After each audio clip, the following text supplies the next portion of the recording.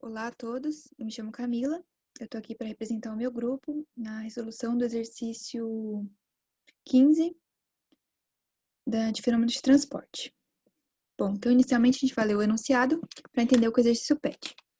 A parede plana de uma fornalha ela é fabricada em aço carbono não ligado, com um coeficiente de condutividade de 60 watts por metro Kelvin, massa específica de 7.850 kg por metro cúbico e calor específico de 430 joules por kcal, e ela tem uma espessura de 10 milímetros. Para proteger essa parede dos efeitos corrosivos dos gases de combustão, uma superfície da parede ela é revestida por uma fina película de cerâmica, que está aqui, e para uma unidade de área superficial, ela tem uma resistência térmica dada de 0,01 metros ao quadrado Kelvin por watt. E ele fala que a superfície oposta encontra-se termicamente isolada. Na partida da fornalha, a parede encontra-se a uma temperatura inicial de 300 Kelvin e os gases de combustão a 1.300 kelvins entram na fornalha, mantendo a película de cerâmica um coeficiente convectivo de 25 watts por metro quadrado Kelvin. Supondo que a película tem uma capacitância térmica desprezível, quanto tem para levar para que a superfície interna do aço atinja uma temperatura de 1.200 Kelvin? Nesse instante, qual é a temperatura na superfície externa da película da cerâmica? Bom, então, agora a gente vai colocar todas as informações, né, dadas no exercício, e também as incógnitas que a gente quer determinar. Então, é um tempo aqui e a temperatura numa parede dessa película. E agora a gente vai verificar a compatibilidade das unidades. Então, aqui a gente pode verificar que todas estão no sistema internacional, a não ser pelo comprimento, que está em milímetros. Então, a gente transformou o comprimento dessa parede em metros e ficou 0,01 metros.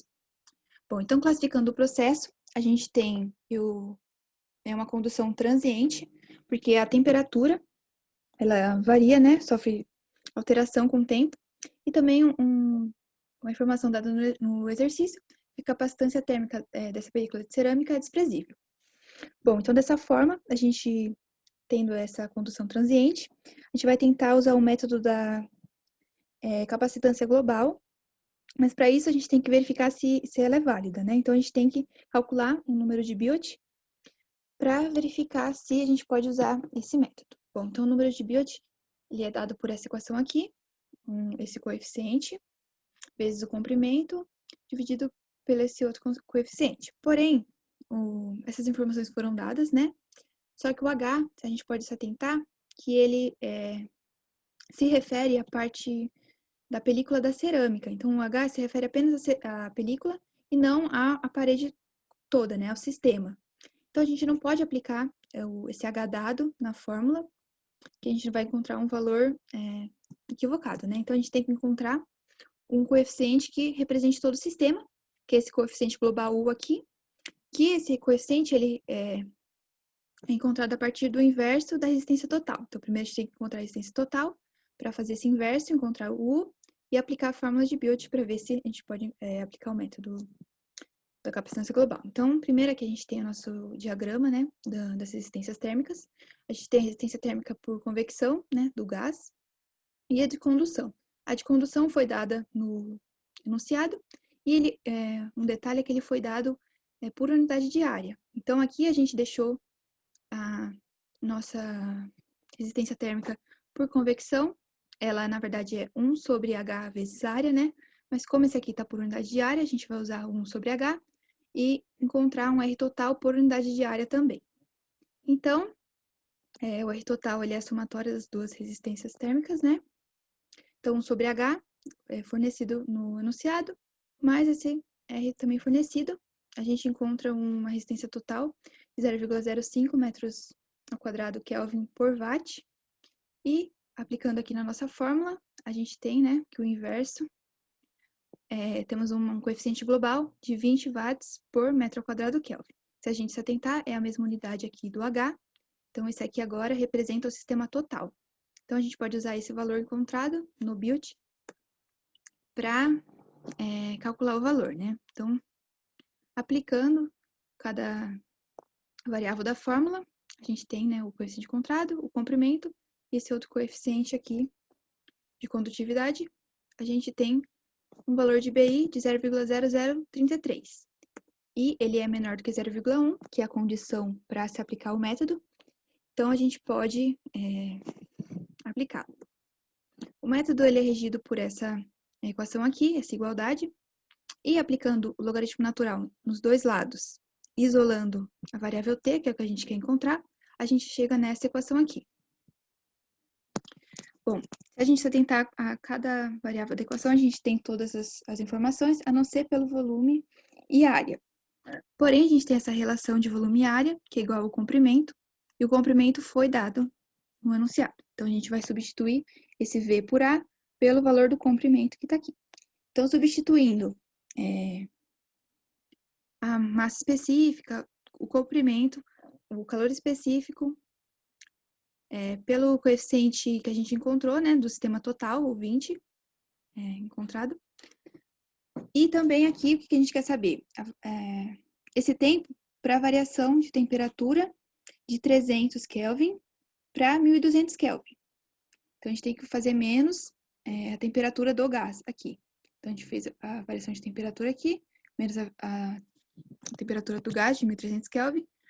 Fazendo essa conta, a gente chegou que o tempo para essa variação de temperatura é de 3.886,5 segundos. Bom, então a gente já encontrou uma das nossas incógnitas, né? Então agora falta encontrar a outra, que é o TSO. O que é o TSO? É a temperatura externa, né? Da parte de dentro do forno, nesse tempo T que foi dado aqui. Então, nesse tempo, qual é essa temperatura aqui?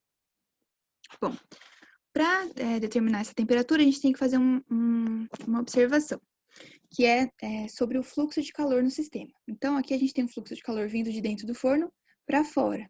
Então, ele passa por todo esse sistema aqui. E o que acontece? O fluxo, ele é o mesmo em cada ponto desse sistema. Então, a gente pode analisar o fluxo em diferentes partes desse sistema. Então, por exemplo, o fluxo, ele é a diferença de temperatura entre dois pontos sobre a resistência térmica entre esses dois pontos. Então, o fluxo entre essa temperatura e essa sobre essa resistência é igual ao fluxo entre essa temperatura e essa sobre essa resistência, que também é o mesmo da resistência total. Então, entre essa temperatura e essa sobre a resistência total. Então, a gente pode escolher qualquer uma dessas três e igualar para a gente determinar a temperatura que a gente quer descobrir.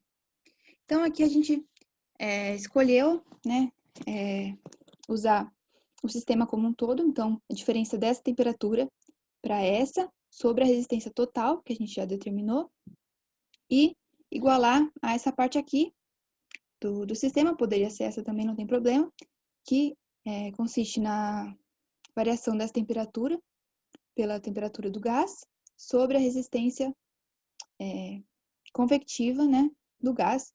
Esse H aqui sendo só o da cerâmica, que foi dado no exercício, porque a gente está falando só dessa convecção aqui, né? Bom, então a gente chega nessa igualdade aqui, e se a gente observar, a gente tem todas as informações, a não ser a variável que a gente quer determinar, essa temperatura aqui. Então, isolando ela, a gente chega nessa equação, e então, substituindo os valores, a gente tem 1.300, né, Kelvin, mais a temperatura no interior aqui da película, de 1.200 Kelvin, menos a temperatura do gás, sobre o H da cerâmica, vezes o R total, que a gente já tinha determinado de 0,05. Então, fazendo essa conta, a gente chega que o TSO, temperatura nessa parte aqui, é de 1.220 Kelvin. Bom, então agora a gente já descobriu as duas que a gente gostaria, né, de determinar.